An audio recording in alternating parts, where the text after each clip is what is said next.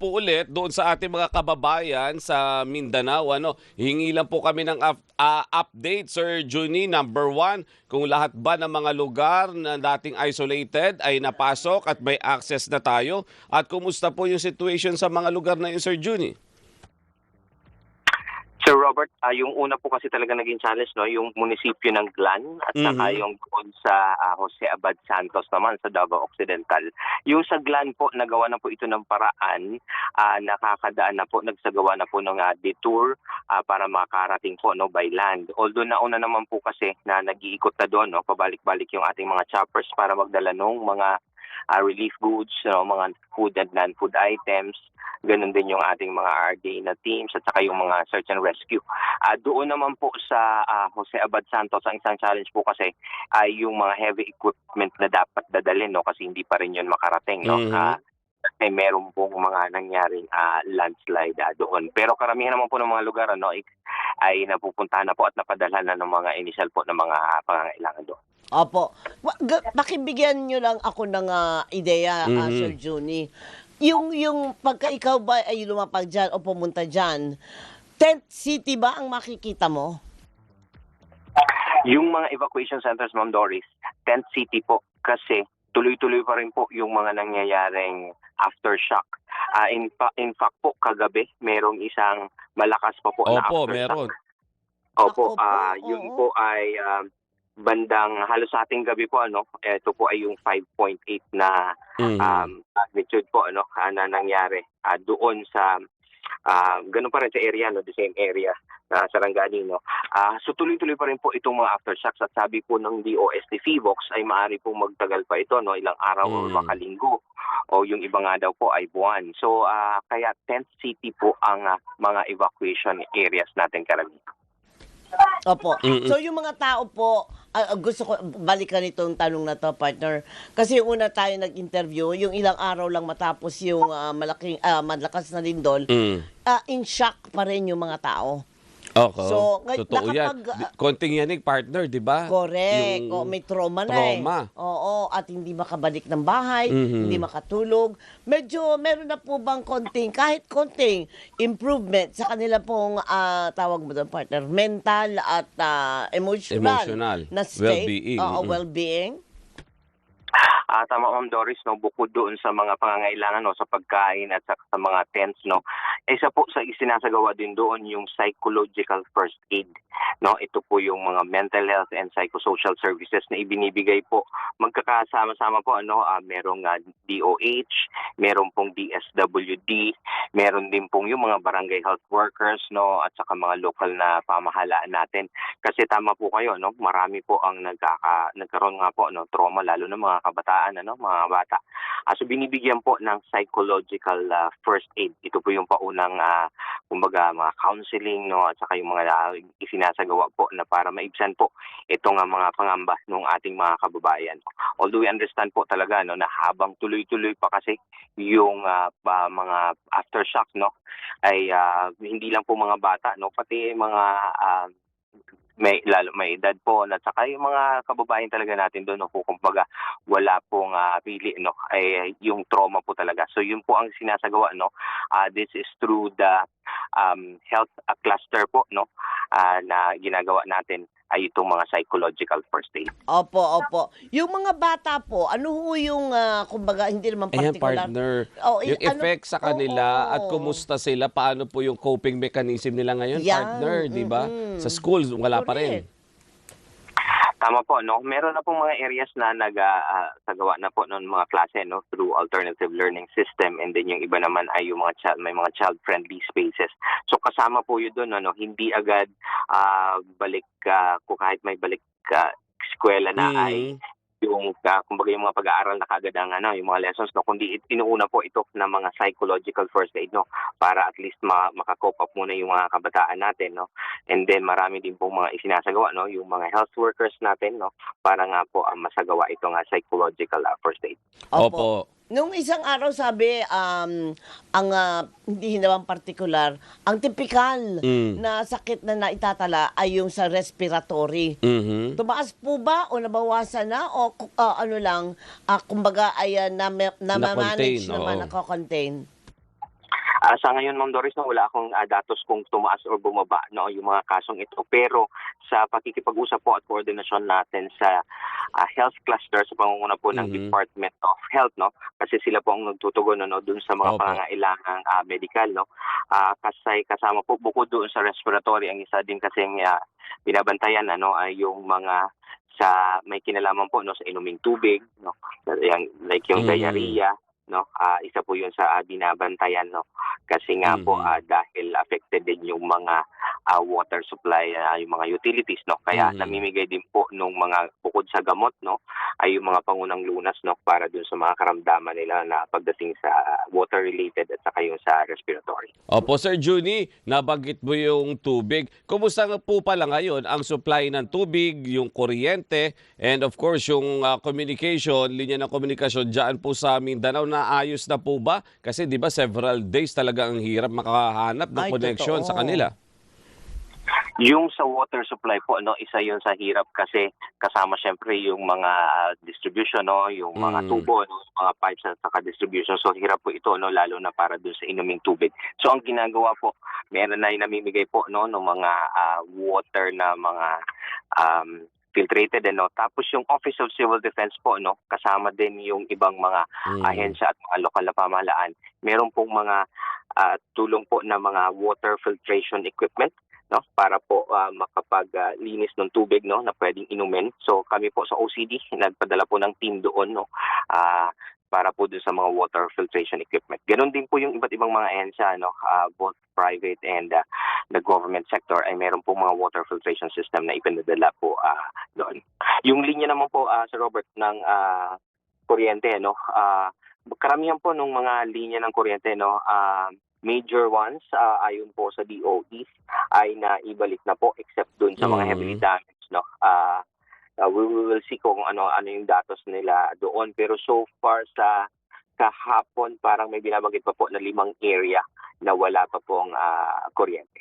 Ayun, oo. So, masasabi po ba natin ng OCD na unti-unti na ibabalik hindi naman sa yung talagang normal, kundi yung para makita mo lang na medyo umuusad na ang sitwasyon? Ma'am Doris, in terms of the response operations, no, kumbaga marami nang nagawa. Although we understand po, no, dahil sa lawak nga nitong epekto nitong lindol ay medyo matatagalan, no, na hanggang sa maibalik talaga sa totally yung normal na pamumuhay nila, no, lalo tong going pa yung mga aftershocks. Pero ang mga response agencies naman po natin, no, iba't ibang clusters, no, lahat ng pangangailangan ay tinutugunan po doon sa ating mga kababayan. Alright, oo. So wala na tayong makikita yung mga residente na merong mga hawak na karton, we need food, yung mga ganyan. Water, water. ganon. Ma'am, pagdating po dito sa hindi natin masisisi yung mga kababayan natin, no, na naghihingi pa rin ng mga tulong, no. Kasi kumbaga ang paunang naibibigay na natin, kahit may mga pauna na tayong naibibigay, ay naintindihan po natin na kakailanganin pa rin nila ng iba pa mga tulong po. So hindi natin maiwasan po siguro, no, na may mga kababayan tayo na tuloy-tuloy na manghihingi ng tulong doon ng mga karatula. Pero rest assured po, no, na itong mga areas na ito ay padalhan na po, no, lalo na yung mga pagkain at saka inuming tubig. Opo, Sir Juni, as we speak, yung pong bilang ng mga nasawi natin na kababayan, gaano na po karami at ano po ang naibigay na tulong ng pamahalaan sa pamilya po nila, Sir Juni? Sir Robert, yun po, and Ma'am Doris, no, nakakalungkot nga po, umabot na po sa 68 yung mga kababayan natin na hindi nakaligtas dito sa nangyaring lindol. Again po, no, this is for verification and validation, management of the dead and missing cluster po, no, ang in charge dito. Kung sa tulong naman po, nangako po ang ating Pangulo, no, and then through the different agencies, no, like DSWD, LGUs, no, na mabigyan po ng tulong itong ating mga pamilya po nitong mga kababayan nating na nawala ng mahal sa buhay, meron pong mga cash assistance na ibinibigay, no, mga kumbaga tulong po, no, para sa gastusin nila, no, sa pagpapalibing, and then po, no, sa mga epekto rin po, no, kasama na doon syempre yung mental health and psychosocial services, and then po syempre yung sa shelter assistance, and then eventually po, no, yung mga sa early recovery, para naman po doon sa pagpapabalik ng kanilang kabuhayan. So lahat po yun ay kumbaga nakalinya po no, na isasagawa. Yung mga cash assistance po for those families, na wala na po yun, meron na pong mga nabigyan. Opo. Tanong ko lang, partner, sabi may tulong naman na binibigay. Paano ho na ipaparating ito doon sa mga apektadong residente? Kasi naisip ko lang, di syempre, sabi na nga ni Sir Juni, traumatized pa rin, in shock pa rin, hindi pa talaga makamove on, hindi ba? Tapos, kung meron mang ayuda o merong tulong, pupunta, hindi nila alam kung saan pupunta or sila po ba ang pinupuntahan? You mean po, Ma'am Doris, no, kung paano kukuha o hihingi ng tulong yung ating mga kababayan, ano? Opo. Opo. Ito naman po, lahat po ng mga response clusters natin through the LGUs also, and then yung mga regional and government response agencies natin ay nandun po sa on the ground mismo, no, para po ihatid itong mga tulong na ito. Yung mga choppers po ay pumupunta dun sa hanggang sa mga bundok para i-distribute itong mga itong mga ayuda. And then doon naman po sa mga kanya-kanyang lugar ay meron din po mga distribution areas kung saan ito ipinapamahagi. Usually po doon sa mga barangay or mga common areas po mga public spaces doon sa lugar So ganun po. Doon naman, Ma'am Doris, if you're referring to doon sa mga gustong tumulong na mga kababayan natin both from the private or the government sector, ang ipinapakiusap po natin para sa mas maayos at akma lang po equal distribution also, efficient distribution of relief items. Kung maaari po ay makipag-coordinate po. Kung ito po ay mga donasyon, pwede po sa DSWD. Pero doon naman po sa mga gustong pumunta doon sa lugar, maaari po lamang makipag-ugnayan po bago pumunta ay makipag-ugnayan po sa mga OCD regional offices para coordinated. And then pangalawa po pagka nandun na po sa lugar kung saan gusto ninyong tumulong, ay maaari lang po na unahin na magpalista sa mga incident command posts para po at least maisama kayo dun sa listahan at malaman nyo rin po kung ano at saan ang mga kakailanganing tulong. Maaari nyo pong tingnan nyo sa Civil Defense PH, doon po namin ipopost yung mga datos na yun or mga contact details. Apo. Meron po bang kung kahit papaano ay muling na itatayo na ng mga istruktura o meron bang mga talagang dinedemolish na kasi nga delikado mamaya magbalikan doon yung mga tao? Tama, Ma'am Doris, may isinasagawa po malawakang structural integrity assessment na isinasagawa ng mga lokal na pamahalaan, ng mga DILG, BFP, kasama na rin po ang mga iba't ibang meron pong engineers, itong mga private sector natin, yung Association of Structural Engineers of the Philippines, Philippine Institute of Civil Engineers, kasi po ang ginagawa, ina-assess yung bawat gusali para malaman kung ito ba ay pwede pang gamitin or kailangan pang kumbaga magsagawa ng mga retrofitting or mga pag-aayos po o repair, or yung iba naman po na mga buildings na totally damaged na po na hindi na talaga dapat gamitin. So tinatag po lahat yung mga buildings na yon kung alin po ang gagamitin, ano yung sisirain na or for demolition at saka ano yung pwede pang maisalba. Opo. At Sir Juni, isa pa halimbawa yung mga kababayan natin na nasira yung mga bahay nila, at may kailangan ba silang i-present? May kailangan ba silang puntahan para po mabigay yung tulong para sa kanila? At kung ano man tulong yung ibibigay ng national government? Tama po. Through the different agencies natin, specifically po sa DSWD at saka sa mga lokal na pamahalaan po, dun sa kanilang barangay, dun sa mga munisipyo at syudad, kasi kailangan po malilista kung sino po ito for validation and verification dahil meron na po tayo ang initial na reported damages na 68,000 po na mga kabahayan. 12,000 dito ay totally damaged and 55,000 ay partially. Meron po kasing kaukulang tulong po kung partially or totally damaged ang inyong bahay. So mahalaga po na makapagpalista kayo para ma-validate po ng mga ahensya ng pamahalaan natin para po sa kaukulang tulong po. Alright. Ayan. Oo. Partner, meron ka bang tatanong na...